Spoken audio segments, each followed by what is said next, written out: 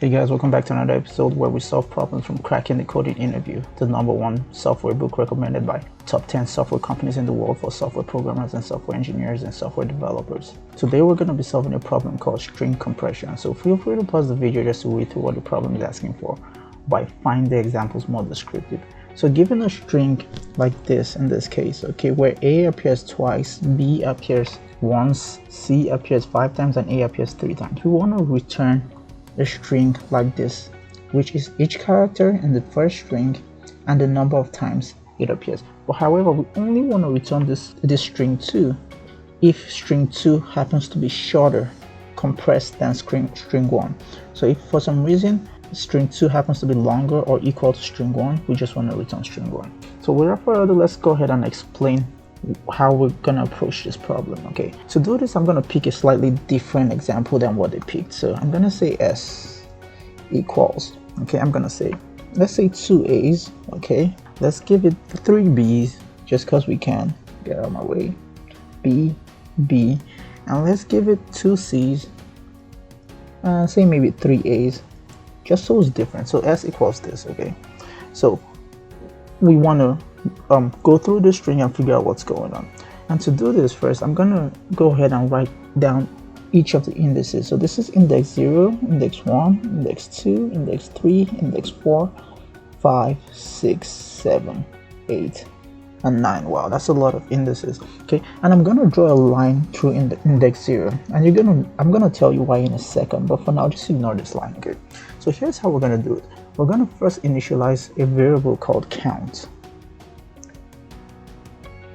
Okay, we're going to initialize count. Let me make him smaller. It looks like he's too big. We're going to initialize count, and we're going to set him equal to 1. Okay, now we're going to loop through the string we have. But how are we going to loop through him? We're going to loop through him starting from index 1, not starting from index 0, but index 1. So let's go ahead and do it. So at index 1, what do we want to do? And at the same time, while we're looping through this, let's go ahead and start building our output string. So let's call him S, say S underscore, let me write him slightly tilted off to the side, S underscore compressed comp. Okay, we're going to start building him, but initially he's an empty string. Okay, so in our first iteration, we're going to ask ourselves the question. Actually, every iteration we're going to ask ourselves a question. Is S of I, is this element here equal the element that came before him? Okay, this is the question we're asking ourselves. Does this guy equal the element that came before him, right? So in this case, what is the answer? For this index we're on, for index 1, the answer is yes.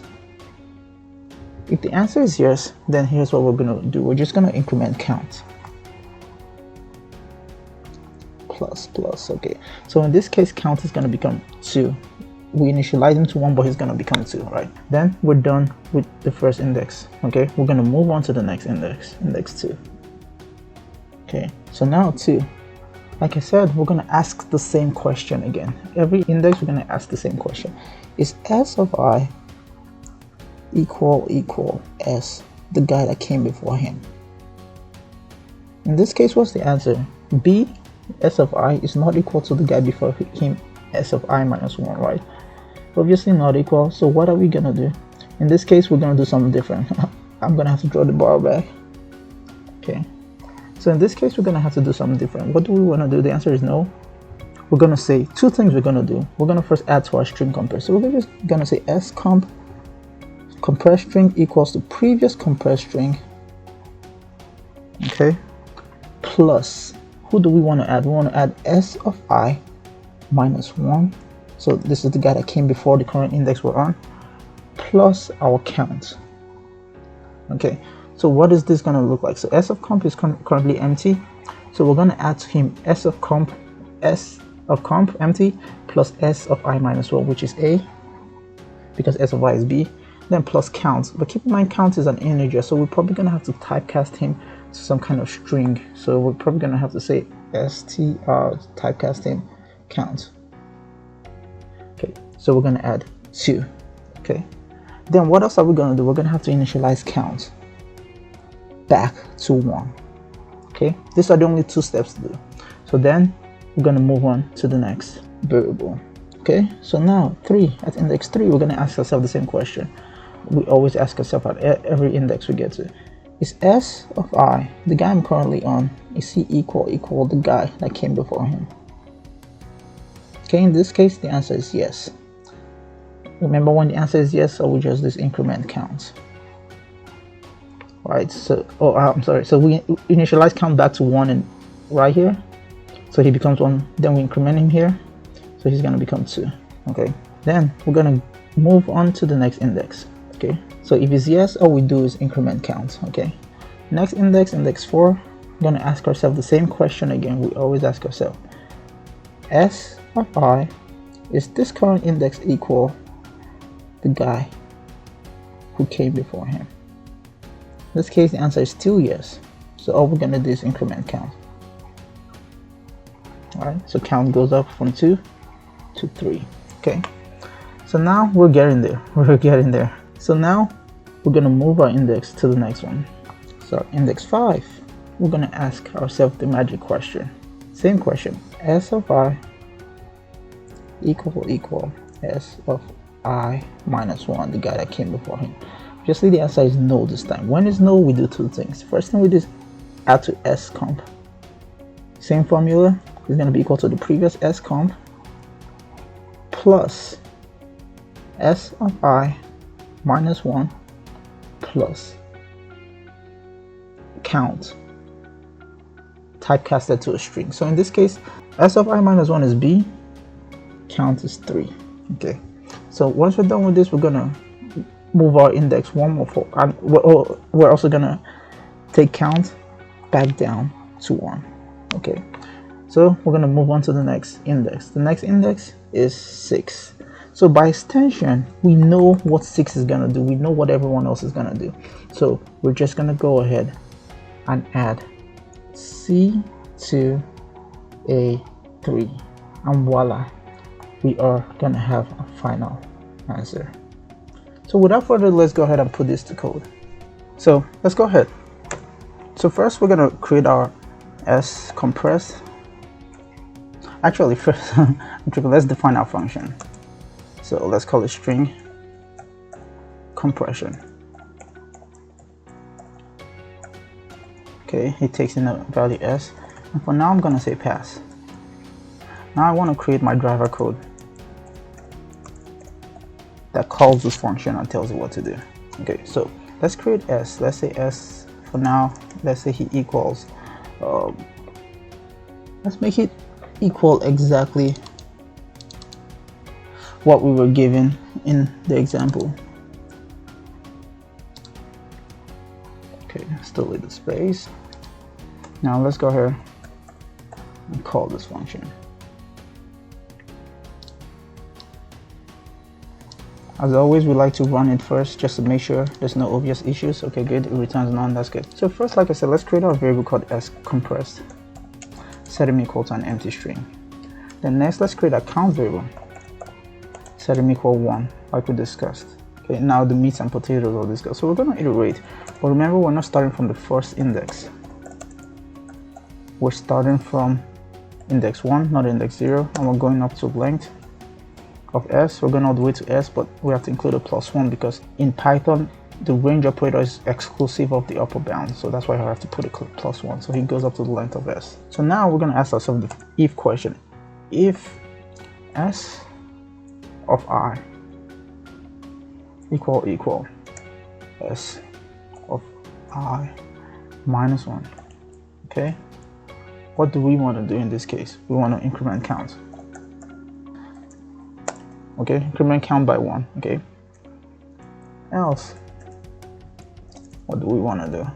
We want to s on the compressed s is gonna be equal to, okay, like we said, compressed s is gonna be plus equal to, it just means his previous value plus the previous guy we saw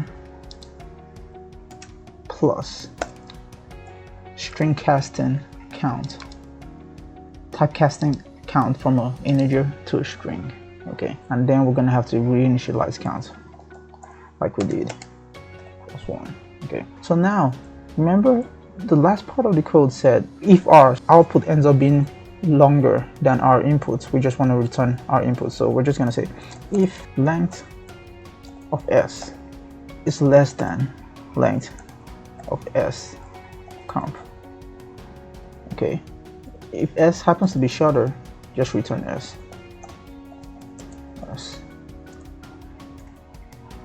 Else return s comp.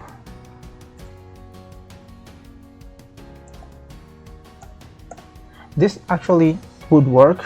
Let me go ahead and run it just to let you guys know it works. Oh, I got an error. Oh, okay, so I got an error, and this is on purpose because I want to show you guys there's a second check I need here to make sure I never go out of bounds. I went out of bounds because we're going up this high. So the second check I want to make sure, I want to say if I is less than length of s, and so this makes sure, this right here makes sure we never go out of bounds. So let's run it now and see. Okay, boom, we get the right answer, right? But however, this kind of looks messy. There's a cleaner, more Pythonic way we can write this. So we can change all this to simply say, hey, return s comp, okay, if the length of s comp, if s comp happens to be smaller or equal, okay, let's just make it or equal to s, okay, return s comp, else return s. Okay, this is a more Pythonic way to write this, and then we can go ahead and delete these guys and we can push this guy out. Okay, so now this looks like it's everything we need to do. Bam, this looks clean, this works, this is perfect code. As always, we like to take our code one step further just to visualize it. This is the exact same code. I just made this simpler, I just made this shorter so we can run through it and see what's going on. So let's go ahead and run our code. Okay, so as always, declare a function and we call our function and passing s. Okay, we initialize our empty variable as s, count is 1. Now we're on the first index 1, so which is this guy b of our string. So we're asking our compare and revision question, hey, is this index the same as the previous one? Obviously he's no, so he's gonna go into the else block. Because keep in mind, the green is where we currently are, the red is the next line that's gonna execute. So we can see he checked the if statement, he's gonna bounce out of here because this if statement is not true. This guy is not equal to this guy, so he's gonna go to the else statement and add to s comp. So let's see that happen. Boom, so he adds a and 1, which is just what the code said as s minus 1 and string of count. Boom. Okay, so we're gonna go back up and check again. Okay, we're on index 2 now. Okay, we're gonna check, is b the same? So it's gonna go into the if block like we can see here, because the if check is true. It's gonna go in there and increment count, so count becomes 2. Okay, bam. It's gonna check it one more time because now I is 3, so now we're on c, so obviously it's gonna go to the else block this time. So it's gonna go to the else block because c is not equal b, and then it's gonna add to this. Bam, b2. So by extension, it's gonna do the same for c. It's just gonna keep going, incrementing count till it goes out of bound on this. So finally, we are just gonna return this value. So that's it for the video, guys. I hope it was helpful, and I'll see you in the next one.